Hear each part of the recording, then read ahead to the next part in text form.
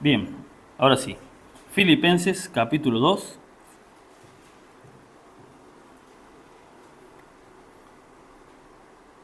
versículo 12.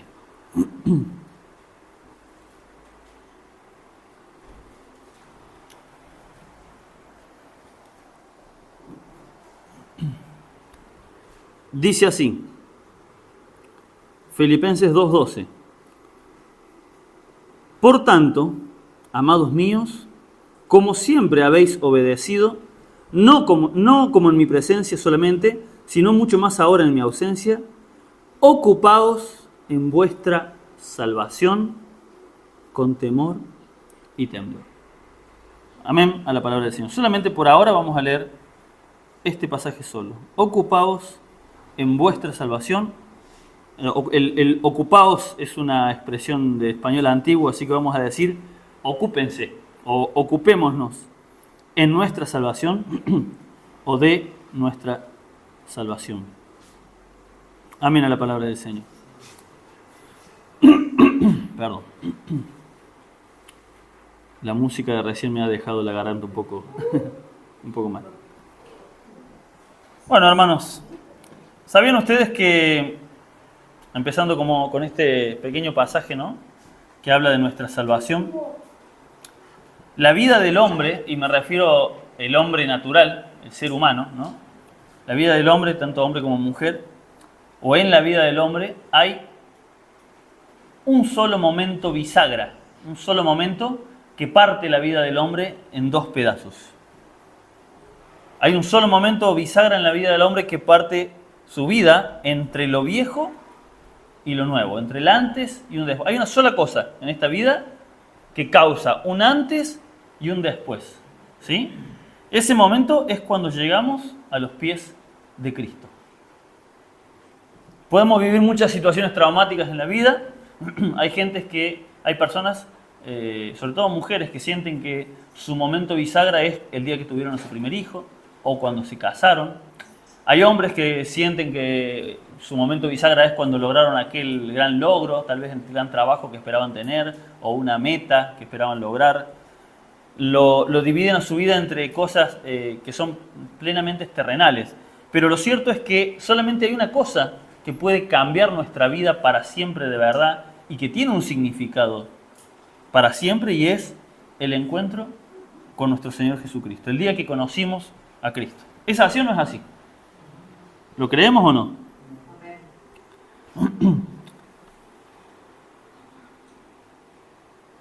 Es el momento en el que reconocemos que solamente el sacrificio del Señor Jesucristo, como decía el hermano Daniel en la reflexión, solamente el sacrificio en esa cruz, en ese sacrificio, en la obra que hizo Jesús, nos puede dar salvación y vida eterna.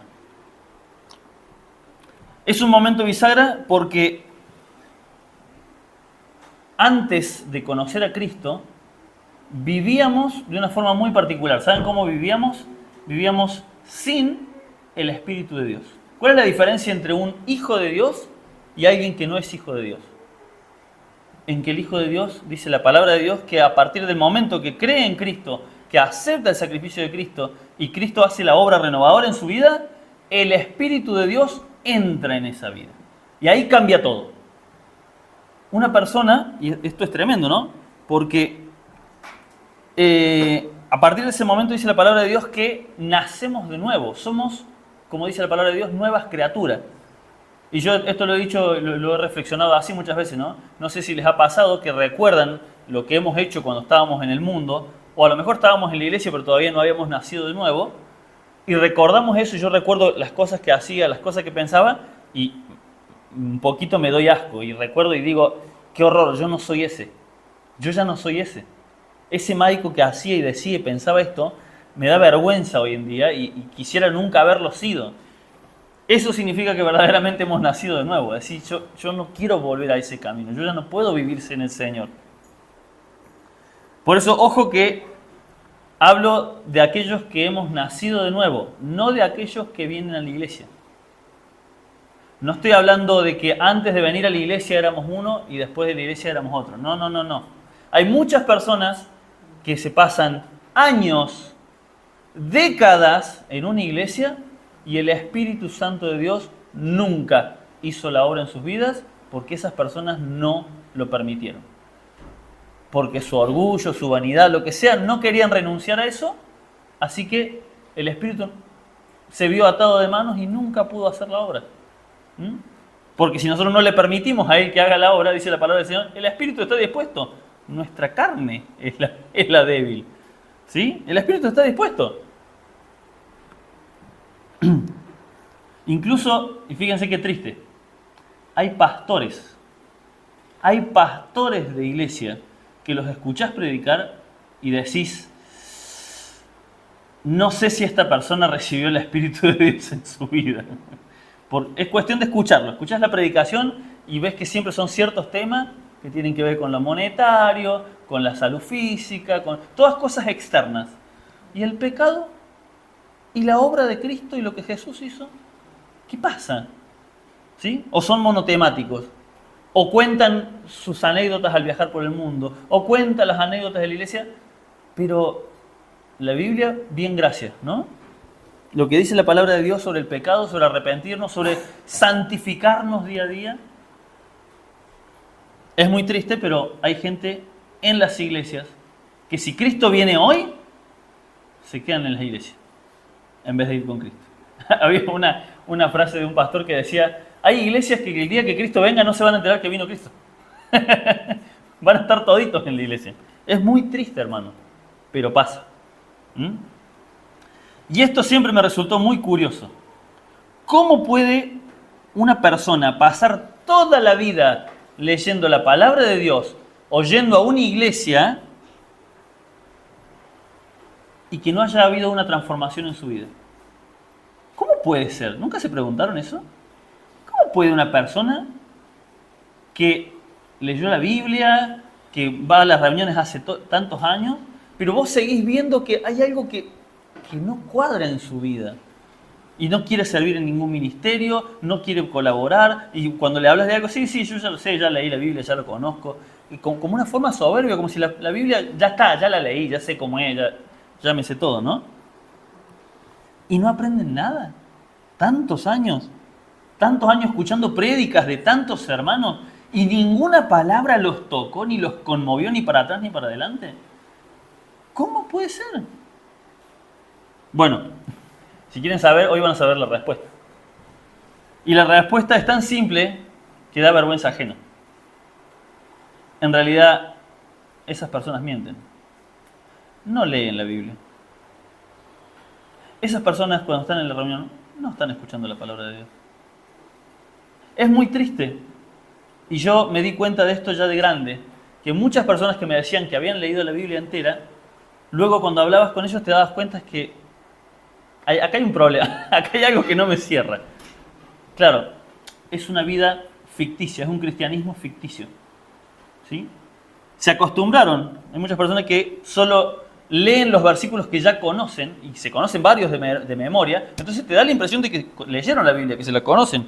Pero lo cierto es que cuando empezás a hablar, ves que ciertos temas no están bien pulidos, ves que todo es muy superficial. Tristemente, cuando vemos eso, esas personas que dicen que tienen una vida en Cristo, sí, yo oro todos los días, sí, yo leo todos los días, mentira. Porque la oración todos los días y la lectura todos los días te transforma. Aunque no tengas ganas de leer, si te obligás aunque sea a leer un capítulo por día, el Señor ese día en algo te habla. La palabra de Dios es poder, es agua viva. Está viva la palabra de Dios. Y si todos los días leemos un capítulo nomás, no hace falta que nos leamos mucho. Un capítulo por día, ya el Señor algo, una palabrita, una semilla nos deja. Muchas personas le llaman leer la Biblia todos los días a leer el versículo que manda el pastor, el grupo. Ah, no, si ya leí hoy. Y solamente leyeron ese versículo. Que encima, tristemente, siempre son los mismos. No es por malo, pero yo por eso llegó un tiempo que ya los devocionales diarios me cansaron, porque siempre es sobre la peña de Horeb, siempre es sobre el paralítico, pero hay un montón de otros pasajes que también tienen palabra de Dios, que está hermoso, obviamente, está lindo. No, ojo, no estoy diciendo que esté mal. Está buenísimo, son lindas las reflexiones. Pero es como comer a la mañana tempranito un maní, y decir, ya comí, ya me alimenté, ¿no? Literalmente, eso es un maní salado, el devocional de la mañana. ¿Saben qué, hermanos? Para mí fue un shock, y no fue hace mucho, fue un shock para mí descubrir que personas que predicaban desde que yo era chico, en realidad no leían la palabra de Dios. Fue un shock. Es decir, no puede ser. Y con mi hermano estábamos charlando, mi hermano es más chico que yo, pero está mucho más metido que yo, está leyendo todo el día libros, la palabra, escuchando prédicas todo el día, está como en esa emoción juvenil, pero metiéndola plenamente en el Señor, que también la viví, pero bueno, él está mucho más metido de lo que yo estaba en aquel momento. Y charlando sobre este tema, llegábamos a la conclusión, claro, esa predicación, había un conocido que obviamente una excelente persona con un corazón tratando de seguramente servir a Dios, pero sus predicaciones nunca salían de el rey David, como el tema de la comparación con las águilas, y José. Es como que, y años y años predicando sobre lo mismo tema, y decíamos, che, pero ya entendimos. Sí, David fue un gran tipo, genial. Hay muchas otras personas para analizar en la Biblia, hay muchos otros pasajes, y en el Nuevo Testamento lo mismo, siempre los mismos versículos. Tristemente, el problema, ¿saben cuál era? Que esas personas no leían la Biblia. Vamos de vuelta ahí, releamos Filipenses, capítulo 2, versículo 12. Acá Filipenses es una carta que le escribe el apóstol Pablo a la iglesia en Filipos, ¿no? Y antes del capítulo 12 les hace una descripción de lo que fue la obra de Cristo, lo importante que es para nuestras vidas. Y acá, en el capítulo 12, si bien no es parte de la Biblia, pero el título que le pusieron en la Reina Valera dice, luminares en el mundo. O sea, somos luces en el mundo, los hijos de Dios. Dice, por tanto, amados míos, como siempre habéis obedecido, no como en mi presencia solamente, no solamente para que yo los vea, sino mucho más ahora en mi ausencia, ocúpense en su salvación. Ocúpense, pongan manos a la obra en su salvación. ¿Qué es, hermanos? Ocuparme en mi salvación. ¿Acaso Pablo nos está diciendo que tenemos que ponernos manos a la obra para obtener la salvación? ¿Qué creen ustedes? No, exactamente, no, en ninguna manera. La salvación eterna es una obra enteramente de Cristo. El Hijo de Dios ya tiene la salvación. No tenemos que obtener la salvación. Ahora, si vivimos sin Cristo, sí la necesitamos. Tenemos que acudir a Cristo. Pero si hemos creído en el sacrificio de Jesús, lo hemos reconocido como nuestro Señor y como Salvador, y hemos decidido seguirle, Él hizo una obra en nosotros y ahora ya tenemos la salvación, ¿sí? Nosotros en la obtención de la salvación no cortamos ni pinchamos, fue totalmente obra de Cristo. Él fue a la cruz, Él hizo la obra entera, Él murió, resucitó y nos la da gratuitamente. Solamente hay que ir y recibirla, decir, Señor, te reconozco que soy un pecador y voy a vivir para vos. En ese momento el Señor hace la obra y ya tenemos la salvación. No tenemos que obtenerla a la salvación. No podemos, si la tenemos, tampoco podemos perderla, porque es Él el que la sustenta, la salvación. Entonces Pablo no nos está diciendo que vayamos a obtener la salvación. Vamos, para que nos quede más claro esto, vamos a ir al libro de Hebreos, capítulo 10.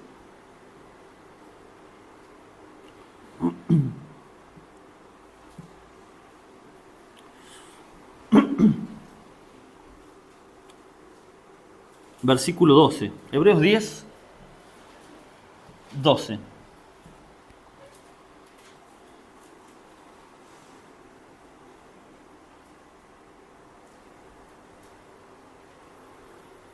Dice así, hasta el 17 vamos a leer. Dice, pero Cristo, habiendo ofrecido una vez para siempre un solo sacrificio por los pecados, se ha sentado a la diestra de Dios.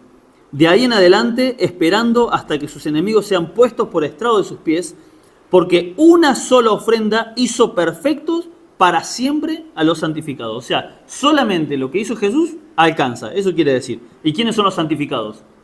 Nosotros. no porque seamos santitos, sino que la obra que el Señor Jesús hizo nos santifica, ¿sí? Nosotros somos los verdaderos santos, no las estatuas que hay por ahí de San Miguel, San esto. No. La Biblia dice que santo es el que recibe el Espíritu de Dios y el sacrificio de Cristo. Pero Cristo dice, habiendo ofrecido una vez para siempre un solo sacrificio por los pecados, se ha sentado a la diestra de Dios. De ahí en adelante, esperando hasta que sus enemigos sean puestos por estrado de sus pies, porque con una sola ofrenda hizo perfecto para siempre a los santificados, a nosotros. Y nos atestigua lo mismo el Espíritu Santo, porque después de haber dicho, este es el pacto que haré con ellos después de aquellos días, dice el Señor, pondré mis leyes en sus corazones y en sus mentes las escribiré. Y añade, y nunca más me acordaré de sus pecados y transgresiones. Por lo tanto, ¿nos está diciendo en Filipenses Pablo que tenemos que ir a buscar cómo obtener la salvación? No nos está diciendo eso, nos está hablando de otra cosa. Ocuparnos, hermanos, en nuestra salvación, claramente nos habla de atender a algo que ya tenemos, pero con un especial interés. ¿Sí? Para que se entienda. Si viene visita a mi casa y ve que mi casa no está muy en orden, que digamos, y amablemente me dice, hermano, yo sé que es tu casa, yo sé que vos pagaste por ella, pagás los impuestos al día, todo, pero deberías, por el bien de tu familia, ocuparte en tu casa, porque las paredes están llenas de humedad, eso es malo para tu familia, el techo gotea demasiado, el piso está bien, yo sé que está difícil la situación, pero tenés que, no te digo que pongas un cerámico, pero por lo menos mantenerlo limpio. ¿Qué nos está diciendo? ¿Que no tenemos casa? No, es tu casa, pero por el amor de Dios, ocupate de tu casa. No puede ser que como ya tengo casa, ya está, ya tengo un techo donde dormir, ya está, tengo cama y todo. Muchos cristianos tristemente viven así. Ya recibí a Cristo, ya está, ya no tengo mucho más que hacer. Ya entendí todo. No, ocupate de tu salvación. Ocupate en esa salvación que ya tenés. Si alguien viene y me dice, nos da trabajo, pero hay gente que en el trabajo trabaja lo justo y necesario. Y viene el patrón y nos dice, che, ocupate en el trabajo que te di. Yo sé que solamente te pagué para atender al negocio, pero si ves que se cayó una suciedad, no te molesta nada ir a levantarla con un palito, una escoba y un coso, ¿no? O sea, no dejes, se le cayó un cliente, un helado al piso. No, o sea, a mí me contrataron para atender, no para limpiar el piso. Es ridículo. Ocupate en tu trabajo, ocupate de mantenerlo estable tu trabajo. Bien, es lo mismo también en nuestro matrimonio. Ya está, ya me casé, ya la enamoré, ya me casé, ahora la mantengo con lo necesario y que ella haga la comida y listo. Y cumplimos cada uno con nuestro rol. ¿Eso es el matrimonio? No, qué horror. Ocupate en tu matrimonio. No puede ser que tu vida sea esa rutina de hacer, a vos te toca hacer, también me toca eso y listo. Ocupate. ¿Sí? Bueno, por lo tanto, ocuparme de mi salvación significa ponerle una especial atención y esmero a esta nueva vida en Cristo que tenemos. No puede nuestra vida en Cristo ser ir a la iglesia. No puede nuestra nueva vida en Cristo ser, bueno, ya no salgo más a los boliches, ya no tomo más alcohol, ya no fumo más cigarrillos. Está perfecto todo eso, está perfecto. Pero nuestra vida cristiana no es eso. Hay mucho más, nos tenemos que esmerar, eso es ocuparse, esmerarse en embellecerlo, en hacer que sea lo mejor y lo más agradable posible. No solamente para vivir una vida cristiana, sino para que los demás vivan una vida cristiana. Yo en mi casa, yo siempre lo digo, si no fuera porque tengo una esposa y viviera solo y fuera mi casa, y 4 paredes, una cama y una tele, a mí me alcanza y me sobra, una cocina. Y yo viviría con eso. Pero tengo familia, no puedo ser tan egoísta. Tengo que esforzarme y desembolsar un poquito de dinero para acá, para esto, ir tratando con lo poco de ir mejorando. Tengo que ocuparme. La vida cristiana es lo mismo. Yo no puedo vivir mi vida cristiana yo solo en mi casa, encerrado, leyendo la Biblia. Tengo que participar con los hermanos, tengo que ir a las reuniones, tengo que ir a las casas de los hermanos, tengo que tratar de visitarlos, ver si hay alguna necesidad. Tengo que ocuparme. Y no solamente eso, tengo que ocuparme personalmente de mis actitudes, de mis decisiones, de mis contestaciones. ¿Sí? Eso, hermanos, es ocuparse en nuestra salvación. ¿Se entiende? ¿Hay algún ejemplo que vamos a ver en Apocalipsis? Vamos a Apocalipsis capítulo 2. Muy interesante, que ayer mientras preparaba este mensaje, considero que fue obviamente el Señor el que me lo trajo a la mente, porque como que por fin entendí este pasaje. Si bien vieron que uno lee la palabra de Dios, y decís, bueno, sí, ya entendí de qué se trata, pero luego con el tiempo el Señor te abre otra perspectiva para que lo entiendas mejor y más cabalmente, ¿no? Que es la carta que le envía Dios a la iglesia en Éfeso, ¿no? Dice Apocalipsis capítulo 2, dice, mensaje de las 7 iglesias, mensaje a la iglesia de Éfeso, ¿no? Dice, escribe, acá recordemos, ¿quién habla? El que está hablando es el Señor Jesucristo, y le está diciendo al apóstol Juan que le escriba ¿a quién? Dice, al ángel de la iglesia. ¿Quién es el ángel de la iglesia? ¿Saben quién es el ángel de la iglesia? El pastor. La palabra ángel significa mensajero, el que da el mensaje. Hubo muchas interpretaciones de que no, a lo mejor hay un ángel en cada iglesia. No. El ángel, la palabra ángel se tradujo ángel, pero en realidad la palabra original es malaj, mensajero. Escribirle al mensaje, al que da la palabra en la iglesia de Éfeso, ¿a quién? Al pastor, al líder de la iglesia. Escribirle al ángel de la iglesia de Éfeso, dice. Bueno, dice, el que tiene las 7, ahí se presenta el Señor Jesucristo. El que tiene las 7 estrellas en su diestra, el que anda en medio de los 7 candeleros de oro, dice esto. Yo conozco tus obras. Escuchen con atención lo que el Señor Jesús le dice al pastor de la iglesia en Éfeso. Yo conozco tus obras y tu arduo trabajo. Vamos bien. Y paciencia. Vamos bien. Y que no puedes soportar a los malos. Y has probado a los que dicen ser apóstoles y no lo son, y los has hallado mentirosos. Puras cosas buenas les dice, ¿eh? Y has sufrido, y has tenido paciencia, y has trabajado arduamente por amor de mi nombre, y no has desmayado. Voy a decir, hey, un cristiano ejemplar. Versículo 4. Pero tengo contra ti, le dice el Señor Jesús, que has dejado tu primer amor. Has dejado tu primer amor. Yo quiero, y ahora vamos a leer a continuación para entender esto. Yo sé que muchos han escuchado que el primer amor es la primera emoción que sentís cuando recién llegás al camino del Señor. La misma palabra se encarga de demostrarnos que no es así. Fíjense, versículo 5. Recuerda, por tanto, de dónde has caído y arrepiéntete y haz las primeras obras. ¿Cuál era el primer amor? Las primeras obras que hacía. El primer amor que le ponía a la obra de Dios cuando empezó. No es la emoción que sentía, ¿sí? Es recordar cómo hacías las cosas con un corazón sincero, no solamente por cumplir. Volvé a hacer esas primeras obras como las hacías al principio. Recuerda, por tanto, de dónde has caído y arrepiéntete. Si se tiene que arrepentir, uno no se puede arrepentir de lo que siente.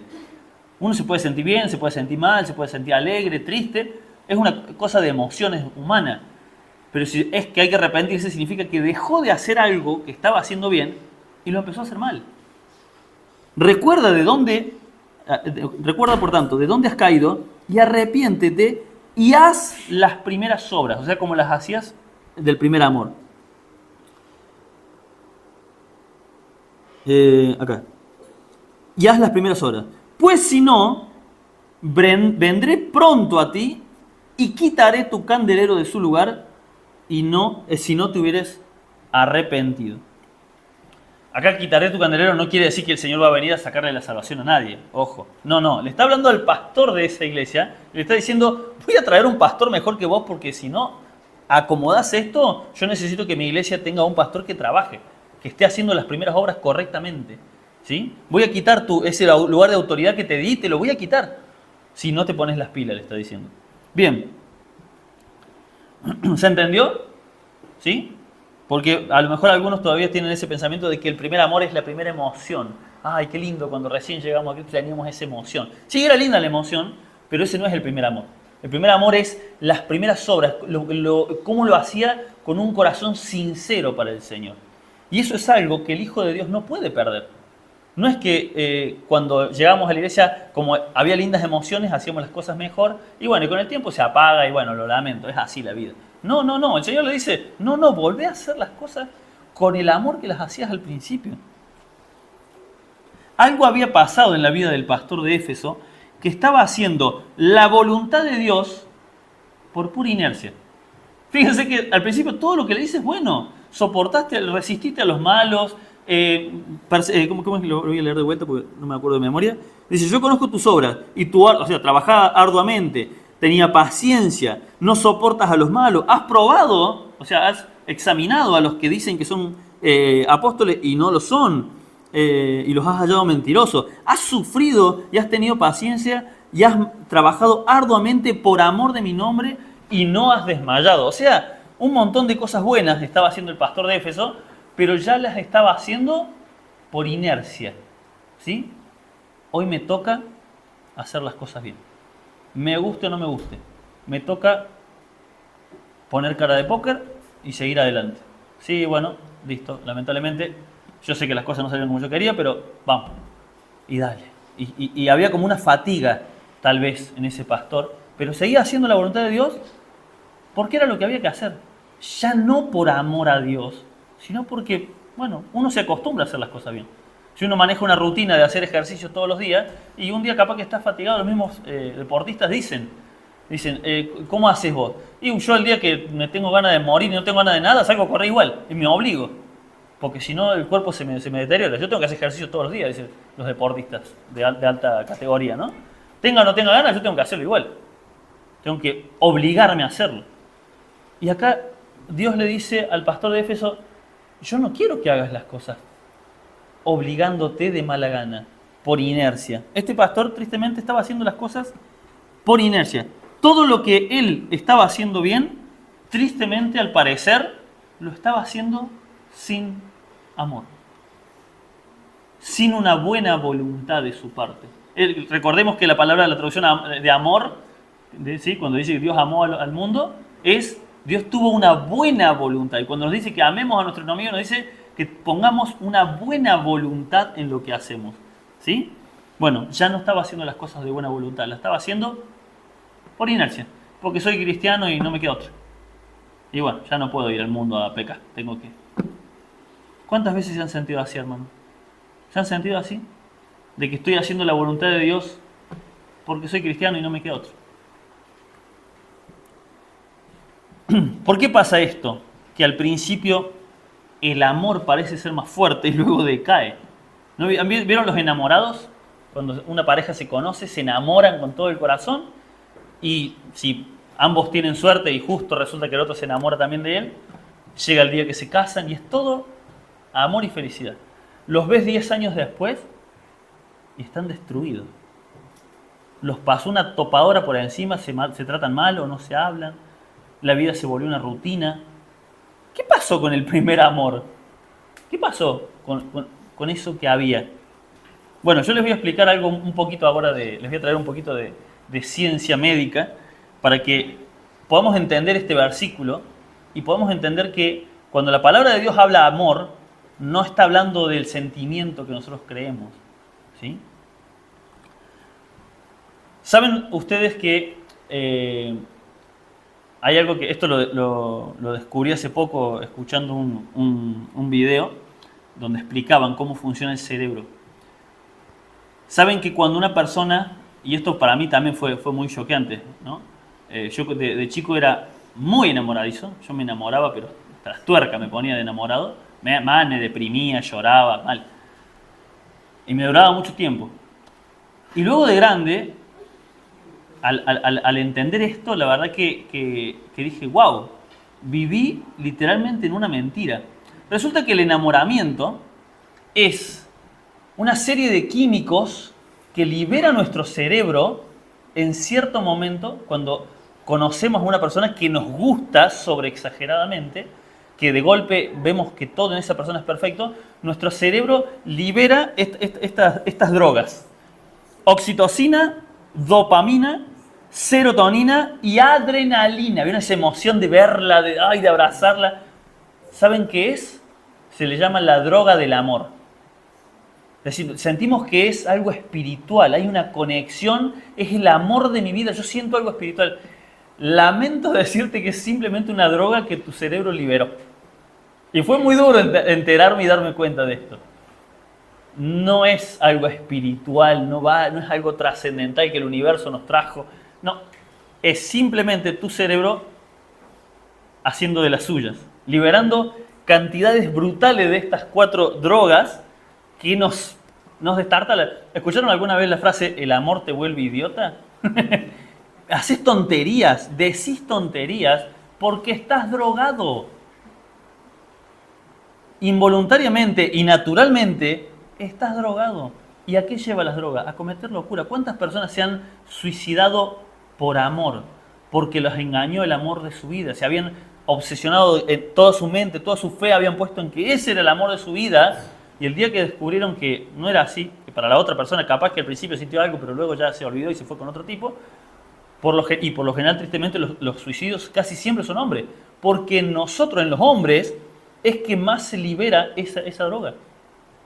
Es muy distinto. En el hombre se libera de una forma, la mujer también, pero en el hombre se libera de una forma que usted no dice, no lo digo yo, lo dicen los científicos, lo dicen los médicos. En el varón se libera de una forma que por eso somos nosotros los que hacemos pavada al final, cuando estamos enamorados. Porque nuestro cerebro está drogado, extasiado con esto. Pero ¿qué pasa? Que esto no se puede mantener para siempre. Llega un momento que el cerebro se acostumbra, ¿sí?, a esa dopamina, oxitocina, todo eso, y ya no siente lo mismo. ¿Y qué dicen? Se nos fue el amor, dice una canción, ¿no? Y no sé, con los años se acabó el amor. No, lo que se acabó es la droga de la cabeza. Eso es lo que se fue agotando. ¿Y qué es lo que hay que hacer? Bueno, hay que buscar la forma, ya no puede ser, al principio era todo, la veo y me enamoro, pero ya con el tiempo, ya uno está acostumbrado a ver siempre a la misma persona y necesitamos generar nuevos recuerdos, nuevas emociones, nuevas situaciones, para que esa adrenalina, dopamina, oxitocina vuelva a liberar, solamente que en el resto de nuestra vida lo libera de forma más paulatinamente.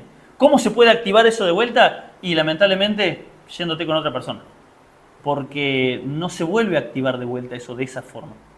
Por eso hay tantos divorcios, por eso se van el hombre con mujeres más jóvenes, la mujer con hombres más ricos.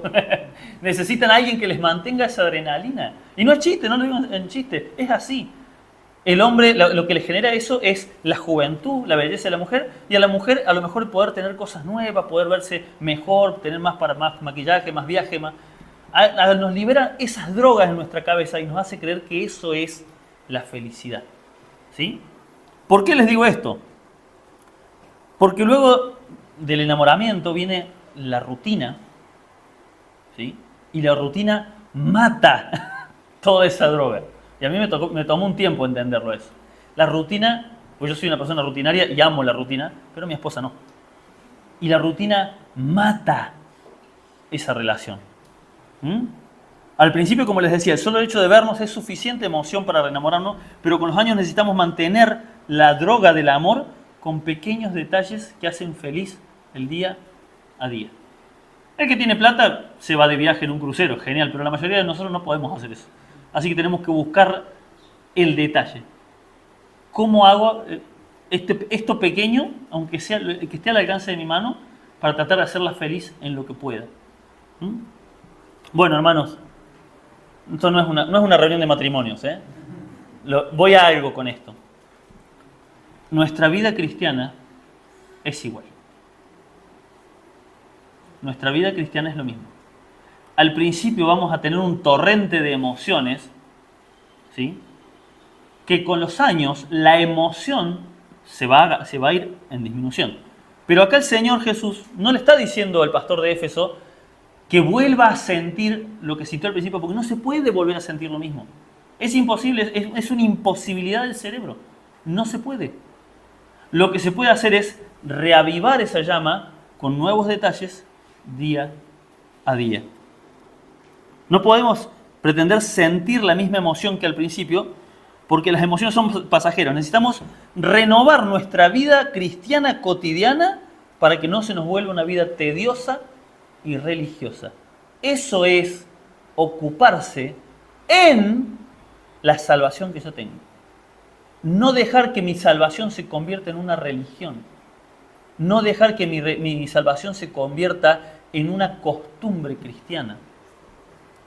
Fíjense esto, y yo anoté un par de datos sobre mi Maico renovado, ¿no? Yo siempre digo, yo voy a la iglesia desde muy chico, pero yo recibí a Cristo verdaderamente tal vez antes de los 20 años, no sé exactamente cuándo, porque yo no vengo de una vida del mundo, no vivía en pecado, yo siempre fui a la iglesia, pero sí reconozco que hay un Maico anterior y un Maico posterior, ¿no? Y se ve que el Señor en mí hizo la obra de a poquito.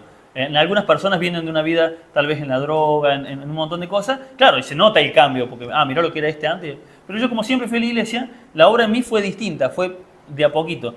Pero el día que cambió, yo lo recuerdo y hubo algo distinto, ¿no? Por ejemplo, al principio cuando empecé a entender la palabra de Dios, yo escuchaba predicaciones todo el día. ¿Sí? Con internet, me descargaba, conseguimos en mi casa prédicas de un pastor mexicano que da unas enseñanzas hermosas, que se llama una serie de prédicas que se llamaba Vida Cristiana Sólida, otra que se llamaba Seguros en Cristo, otra que se llamaba Conociendo a Dios. Cada una tenía de 10 a 20 prédicas cada una, las escuchaba una y otra vez. Pero no saben los años que escuché prédicas, escuchaba. Hasta que llegó un punto que ya me cansó escuchar tantas prédicas y empezaba a necesitar que faltaba algo más. Entonces fue cuando, más o menos ahí, cuando me llamaron para predicar, me pusieron para predicar. Claro, y yo empecé a predicar, las primeras 2 enseñanzas fueron con lo que yo ya más o menos sabía de la Biblia. Pero cuando ya me tocaba más o menos la tercera, cuarta enseñanza, digo, apa, ¿y ahora de qué hablo? Si lo que ya tengo claro ya lo prediqué. ¿Qué tuve que empezar a hacer? A leer la palabra de Dios. Y al principio, hermano, me leía 10 capítulos al día. ¿Vieron? Hay un plan para leer la Biblia en un año. Yo creo que me lo leí en 3 meses la Biblia entera. Porque estaba emocionado, era la emoción del momento, me hacía leer 10 capítulos al día, cuando empecé. Ahora, cuando yo terminé Apocalipsis, ya solamente leía 5 capítulos al día. ¿Qué pasó? Hay un desgaste. No se puede vivir toda la vida cristiana haciendo lo mismo. Y el mismo cuerpo, el mismo cerebro te va demandando, ya estoy cansado de esto. Luego que empecé a hacer, terminé la Biblia entera y dije, ok, ahora voy a empezar a leerla de a 3 capítulos, pero los 3 capítulos los voy a leer con todos los comentarios bíblicos que encuentre. Y me leía el Matthew Henry, el MacArthur, el Mundo Hispano, todos los comentarios me los leía todos. Me leía 3 capítulos y a los 3 capítulos me los leía con todos los comentarios bíblicos que encontraba. Pasado un tiempo, ya terminando el Pentateuco, los 5 primeros libros, ya leía 2 capítulos. Y no con todos los comentarios, con 4 comentarios. Hoy en día, ¿saben cuántos capítulos leo al día? 1, con 2 comentarios como mucho. ¿Por qué? Porque el mismo cerebro, y esto no, es algo natural, se va fatigando de hacer lo mismo. Entonces, ¿cómo hacemos para que esa vida cristiana se mantenga viva? Que no se apague.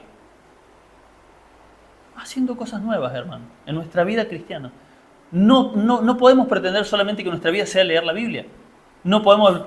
Yo he escuchado gente decir, no, tenés que orar 4 horas seguidas al día. ¿Qué? Si capaz que en tu emoción del momento lo podés hacer. No digo que no haya personas capaces de hacerlo, pero yo tengo trabajo. Tengo 3 hijos, tengo a mi esposa. Yo no, lo lamento, yo no puedo. Sí, de joven recuerdo haber llegado hasta 1 hora por día, todos los días, podía orar. Y es más, había veces que me quedaba corta la hora, podía seguir orando. Era hermoso. Pero el cuerpo se cansa, el cerebro se acostumbra y se vuelve rutina. ¿Sí? Volvamos a Filipenses, capítulo 2.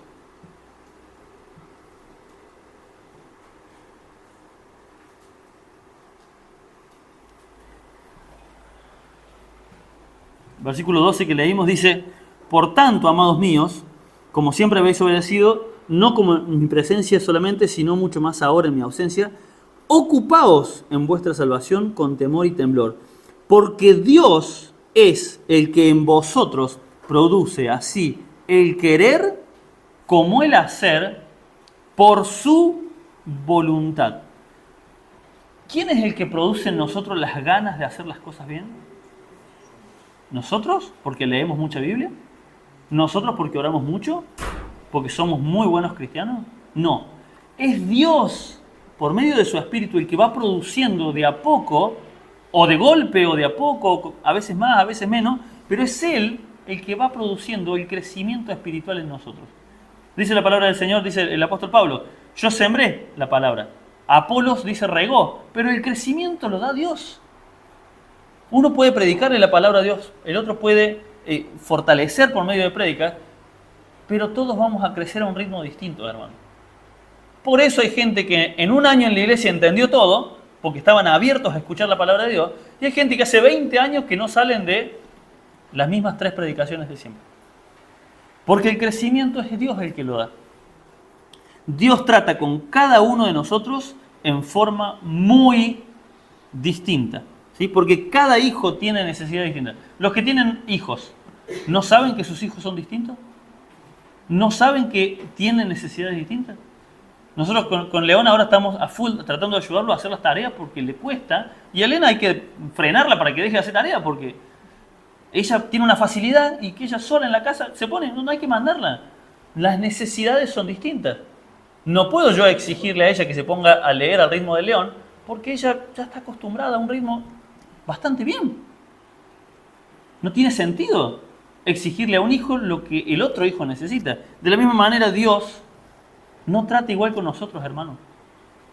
2 cosas, escuchen esto, 2 cosas que nunca dieron resultados positivos. Y se los digo por experiencia porque lo he visto en muchos cristianos y en mi vida también, que también he cometido estos errores. 2 cosas que nunca me dieron resultados positivos. Pretender que los demás vivan la vida cristiana como yo la vivo. No funciona. Cuando yo me escuchaba cerca de 10 prédicas al día, yo quería que todo el mundo escuche lo que yo escuchaba. Yo les grababa en CD y se los llevaba porque yo decía, pero esto me está haciendo un crecimiento espiritual bestial y yo quiero que todos crezcan como yo. No funciona. En la mayoría de los casos, perdí CDs que grabé al vicio porque nunca nadie me dio una devolución. Sí, lo estuve escuchando, tremendo. Una sola, las 2 hermanas me dijeron, sí, lo escuché entero. Una vez. Porque cada vida es distinta. Porque los tiempos son distintos, porque la persona es distinta. No se puede, no puedo yo pretender que los demás vivan la vida cristiana como yo la vivo. Y a la otra cosa que no da resultados, peor todavía que esta, es intentar copiar la vida cristiana de otros. Que como el pastor John MacArthur lee 20 capítulos al día, yo voy a leer 20. Inténtalo.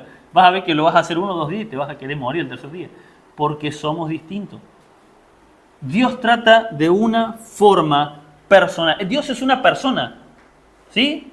Es una persona. No es un ente, un espíritu raro ahí flotando en el aire. No es una energía, como hay religiones que creen que Dios es una energía vital. Dios es una persona. Y trata con nosotros personalmente. Si nosotros no tratamos igual con nuestros hijos, ¿cómo Dios va a tratar igual con nosotros? No. Sí, la forma de obtener la salvación solamente hay una, por medio de Cristo. Ahora, el crecimiento diario, Dios lo va a tratar con cada uno de ustedes totalmente distinto a como lo hace conmigo. Porque tenemos edades distintas, vidas distintas, trabajo distinto, familia distinta. Hemos crecido con padres distintos. Todo ha contribuido a que nuestras vidas sean totalmente distintas. Por lo tanto, hermanos, esto suena egoísta al yo, ¿no? Pero es verdad. Yo tengo que ocuparme de mi salvación, no de la de los demás. El Señor no nos manda a hacer salvos a la gente, nos manda a predicarles el Evangelio. Y después el que se hace cargo es Dios. Pero si yo le hablara de esta forma, pero si me escuchara decirlo así, si hubiese estado en esta prédica. No, hermano, no es así. No es así. Dios va a tratar en el momento que quiera y como quiera con cada persona. Mi tarea es predicarle. Cada vez que tenga la oportunidad de hablarles de Dios a alguien, no tengo que callarme. Eso es lo único que Dios me dice. No te calles. Cuando se te presente la oportunidad de hablar de Dios, hablarle del sacrificio de Jesucristo y que necesita a Cristo en su vida. Si lo rechaza, problema de él o ella. Si lo recibe, gloria a Dios.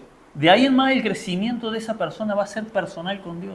No hay que decirle que se saque los aritos, que se saque los tatuajes, que se cambie la ropa, que venga con una pollera larga o un chino. No tiene sentido. Son cosas externas, dice Pablo, que se destruyen con el uso.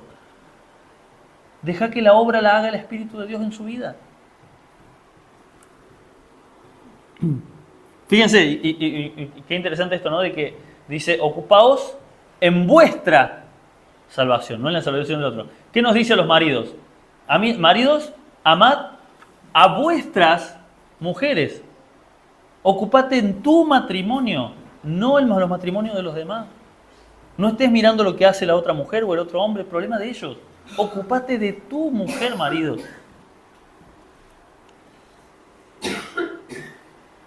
¿Saben cómo hacemos para ocuparnos de nuestra salvación? Bueno, el mismo apóstol Pablo nos lo da a continuación ahí en Filipenses. Versículo 13 leímos Filipenses 2, dice, porque Dios es el que en vosotros produce así el querer como el hacer por su buena voluntad. Haced todo sin murmuraciones, o sea, sin criticar, quiere decir, sin estar criticando a los demás. Y contiendas, o sea, peleas, para que seáis irreprensibles, o sea, que nadie tenga que decir nada de tu forma de vivir. Y esta palabra es clave. Y sencillos. ¿Qué es ser sencillos, hermano? ¿Qué es una persona sencilla? Una persona que no necesita demostrarle nada a nadie. Una persona que no necesita estar mostrando, yo vivo esta vida cristiana porque yo tengo tantos años en el evangelio, yo estuve con tal predicador. Eso no es ser sencillo. Eso no es ser sencillo. Dice que seamos irreprensibles, o sea, que nadie tenga que decir nada de nosotros y que seamos simples. Personas sencillas delante de Dios. Sin fingimiento. Hijos de Dios sin mancha, en medio de una generación, acá ya habla del mundo, en medio de una generación maligna y perversa, en medio de la cual resplandecéis como luminares en el mundo. En el medio de este mundo tenemos que ser luz. Nuestra forma de vivir, nuestra forma de actuar, de hablar, tiene que ser una luz en este mundo. Nuestra vida diaria, nuestro ocuparnos de mi salvación, tiene que terminar reflejándose en el mundo y que la gente diga, hey, loco, este tipo tiene algo distinto. Y pasa, seguramente les ha pasado, de que alguien viene que no conocen mucho y no sé por qué, pero quiero hablar esto con vos. Y se abren con vos y te cuentan su problema. Es el Señor que les está mostrando que en vos hay palabra de Dios, que en vos hay palabra de vida. Y acá está la clave más importante. Versículo 16. Asidos. ¿Qué significa asidos? Agarrado. ¿Vieron cuando la otra vez pasaba un video de que encontraron a un hombre que, ¿cómo se llama? Que había naufragado en un barco y había llegado a una... ¿Vieron esas zonas que el mar está bajo, pero está lleno de piedras? Entonces no podés ir saltando de una piedra a la otra porque las olas te empujan y te terminan rompiendo todos los huesos. Entonces el tipo se agarró de una piedra y se quedó clavado en esa piedra. Se quedó abrazado a esa piedra hasta que paró la marea y estuvo ahí, no sé si un par de días estuvo, hasta que llegó un barco y lo rescató. Vinieron un barco, bajaron una lancha, fueron y lo rescataron. Y le preguntaron si había tenido miedo. Sí, dice, estaba temblando de miedo, pero la piedra no tembló nada. Así que yo estaba agarrado fuerte a la piedra. Yo sabía que mientras yo esté agarrado de la piedra, no me iba a pasar nada. Yo tenía que estar agarrado de esa piedra. Bueno, eso significa asido, agarrado, apretado con fuerza de la palabra de vida. ¿Cuál es la palabra de vida? La Biblia, hermano. Agarrado de la palabra de vida. No haciendo una rutina de no, le voy a leer tantos capítulos de tanta forma. No es rutinario. Es aferrarme a la palabra de Dios. Si leo un capítulo, si leo 10 capítulos, los que el Señor te haya dado, hermano. A lo mejor hoy te sentís con ganas de leer más, lee más. Hoy te sentís cansado, bueno, por lo menos un capítulo. Algo, alguna palabra, un mensaje, no te quedes con lo mínimo. Pero algo, y aferrate, y el pastor nos lo enseñó esto. Y si estamos en un día que tuvimos que salir corriendo, que hubo accidente, que no pudimos ni leer, aunque sea ese versículo que mandaron al grupo, masticalo todo el día. Trata de reflexionar en él. Así agárrate con fuerza, dice, versículo 16, asidos de la palabra de vida, para que en el día de Cristo yo pueda gloriarme de que no he corrido en vano, ni en vano he trabajado. Amén, a la palabra del Señor.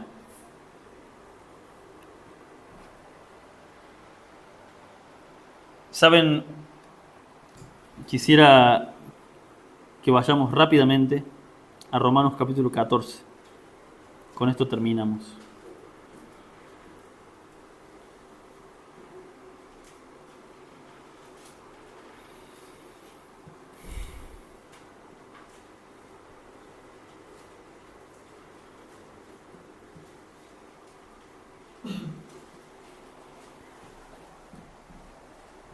Cuando llevamos un tiempo en el Señor y empezamos a entender más las cosas y cada día más, corremos cada día más peligro de lastimar a la gente sin querer. ¿Sabían eso? Porque mientras más conocimiento tenemos, tristemente a veces nuestro ego nos juega en contra y empezamos a creer que los demás deberían saber las cosas como yo las sé. ¿Sí? Y eso es un peligro. Fíjense lo que dice en Romanos, el apóstol Pablo le dice a la iglesia en Roma, le dice: recibid al débil en la fe, pero no para contender sobre opiniones. ¿Quién es el débil en la fe?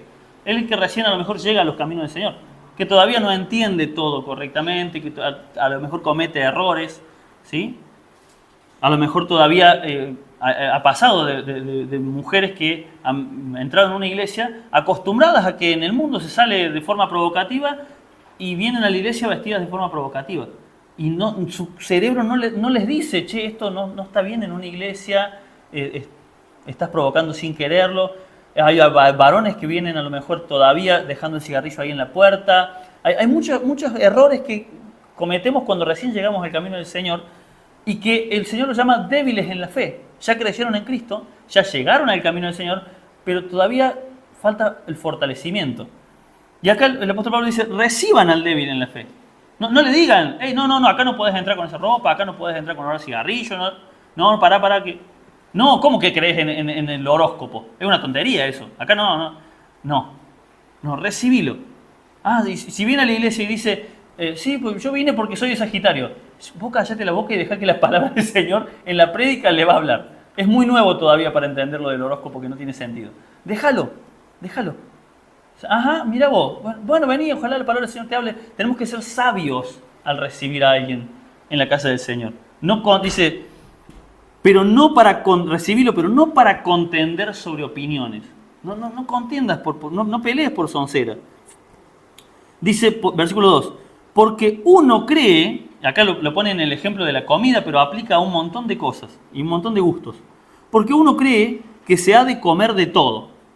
Y otro, que es débil, come legumbres, ¿no? En el tiempo de Pablo acá había un problema de que unos creían que se podía comer cerdo, otros que no, que a lo mejor había que comer solamente vegetales, como hoy en día con los veganos, vegetarianos. Bueno, no importa, no discutan sobre eso, dice. El que come, dice, el que come de todo, no menosprecie al que no come. Y el que no come, no juzgue al que come, porque Dios le ha recibido.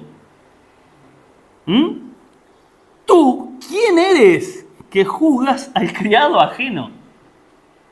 ¿Tú quién eres? ¿Vos quién sos? Lo vamos a traducir al cordobés. ¿Vos quién sos para meterte con un hijo con otro criado, otro hijo, otro servidor de Dios? Así como nosotros, el otro, el que está entrando nuevo, es otro hijo de Dios. El que está creciendo en la palabra del Señor, obviamente. ¿Tú quién eres que juzgas al criado ajeno? Para su propio Señor está de pie o cae, pero estará firme, porque poderoso es el Dios para hacerle estar firme. Uno hace, esta palabra también está buenísima, uno hace diferencia entre día y día. Esto quiere decir, uno celebra unas fiestas y otro le parece que todos los días son iguales. Yo soy el segundo grupo. A mí la Navidad, mi cumpleaños, todos los días para mí es un día más, no me causa nada. Pero hay otras personas que, la mayoría, les causan emociones ciertas fiestas, cierta festividad, o la Navidad, o la Pascua, bueno, o el cumpleaños. Uno hace diferencia entre día y día. Otro juzga iguales todos los días. Cada uno esté plenamente convencido en su propia mente. El que hace caso del día, lo hace para el Señor. Y el que no hace caso del día, para el Señor no lo hace. El que come para el Señor come porque da gracias a Dios. Y el que no come para el Señor no come y da gracias a Dios. Pero ninguno de nosotros vive para sí, ni muere y muere para sí. Pues si vivimos para el Señor, si vivimos, para el Señor vivimos. Y si morimos, para el Señor morimos. Así pues, sea que vivamos o muramos, del Señor somos.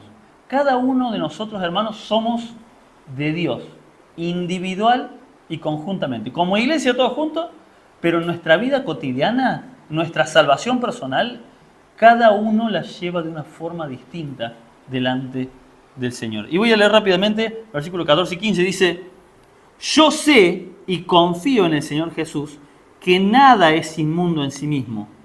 Más, o sea, pero, para el que piensa que algo es inmundo, para él lo es. Pero si por causa de la comida tu hermano es contristado, por causa de discutir por estas cosas sin sentido, pones triste, pones mal a tu hermano, ya no andas conforme al amor. Si por estar discutiendo si se festeja un día, no se festeja, si por eso terminás contristando a tu hermano, entonces ya no estás viviendo de acuerdo al amor. No hagas que por la comida tuya se pierda aquel por quien Cristo murió. No hagas que por tu gusto personal de cómo se lleva la vida cristiana, no le amargues la vida al otro mostrándole que vos lees más la Biblia, que vos haces más cosas, que vos servís más al Señor. Yo, hermano, soy el primero que me reconozco pecador y que he errado muchas veces en esto.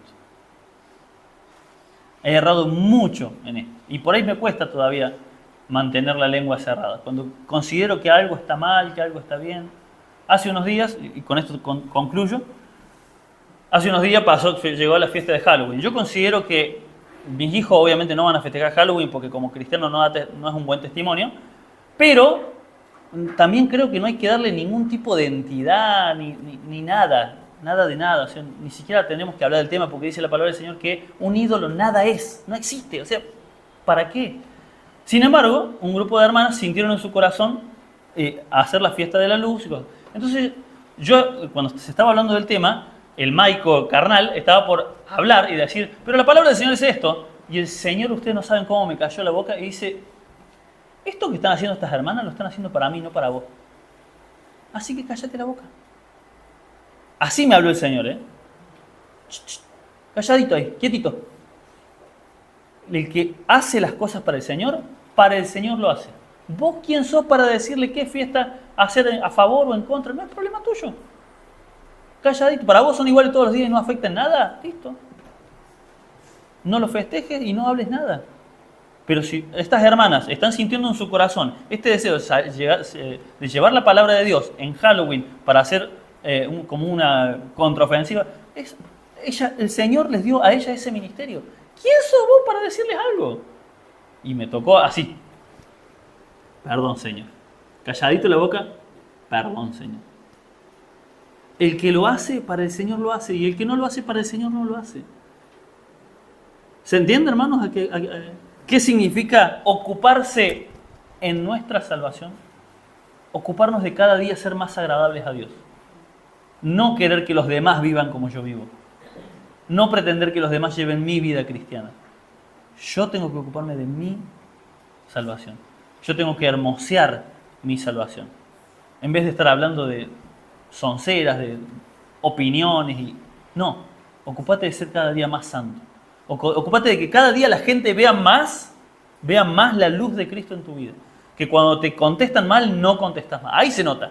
No en que yo festejo esto, yo no festejo esto. Ahí no se nota en mi vida nada. Antes yo ponía, me acuerdo, al principio yo ponía un cartel, acá no festejamos Halloween y me sentía orgulloso. ¿Qué le importa a los demás? A la gente no le importaba nada. No gané un alma haciendo eso. No gané a nadie haciendo eso.